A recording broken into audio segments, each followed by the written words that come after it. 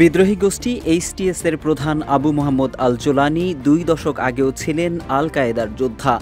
এখন তিনি সিরিয়ার বিদ্রোহী দলের নেতা। তার হাত ধরেই পতন হয়েছে বাশার আল আসাদের স্বৈরশাসন।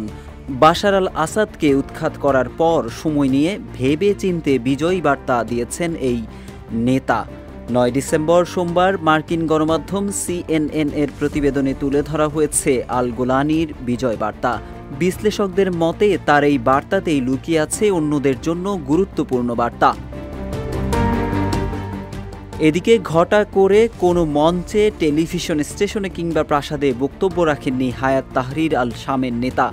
রাজধানী দামেস্কের ঐতিহ্যবাহী উমাইয়াদ মসজিদে বসে তিনি বিজয় বার্তা দিয়েছেন।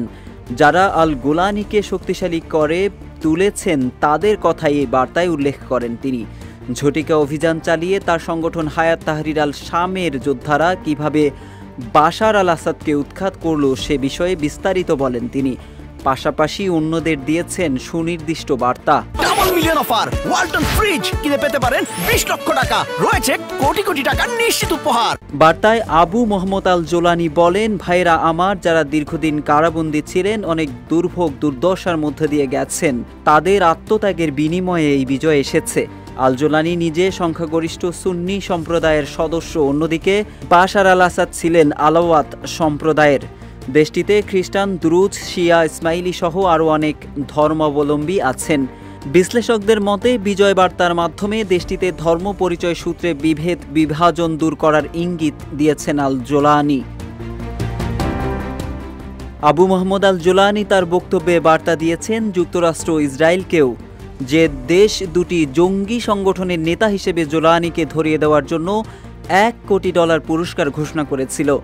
তাদের উদ্দেশ্যে আল জোলানি বলেন, আমরা স্বীকার করছি নতুন সিরিয়ার সঙ্গে আপনাদের স্বার্থ জড়িত। বিশ্লেষকরা বলছেন ইসরায়েল যুক্তরাষ্ট্রের যৌথ উদ্যোগে তাকে সরিয়ে দেওয়া হতে পারে, একথা মাথায় রেখেই এই বক্তব্য দিয়েছেন সিরিয়ার এই নতুন নেতা। আল জোলানি জানতেন তার এই বিজয় বার্তা শোনার জন্য অধীর আগ্রহে অপেক্ষা করছে ওয়াশিংটন ও তেল আবিব। তার বক্তব্যে এই অঞ্চলের অন্যান্য ক্ষমতাবানদের প্রতিও বার্তা আছে বলছেন বিশ্লেষকরা।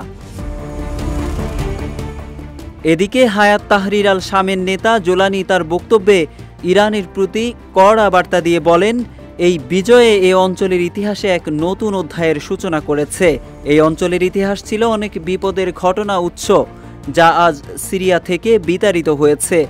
এতদিন সিরিয়া ছিল ইরানের নানা অভিলাষ পূরণ, গোত্রে গোত্রে সংঘাত ও দুর্নীতির ছড়ানোর ক্রীড়াক্ষেত্র।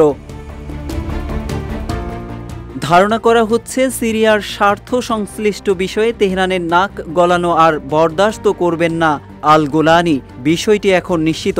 পাশাপাশি লেবাননে ইরানের মিত্র হিজবুল্লাহকে সিরীয় ভূখণ্ডে অবাধ প্রবেশাধিকার ও সিরিয়ায় হিজবুল্লাহ শাখার প্রতি সমর্থন বন্ধের ইঙ্গিত দিয়েছেন তিনি। এছাড়াও ইরানের অস্ত্রের গুদাম হিসেবে সিরিয়ার পরিচয় মুছে দেওয়ার অঙ্গীকার করেছেন তিনি। বলা হচ্ছে জোলানি তার বক্তব্যের মাধ্যমে ইরানের ক্ষমতাসীনদের স্পষ্ট বার্তা দেন। এদিকে জোলানি তার বক্তব্যে সিরিয়াকে পরিচ্ছন্ন করা হচ্ছে বলেও দাবি করেন।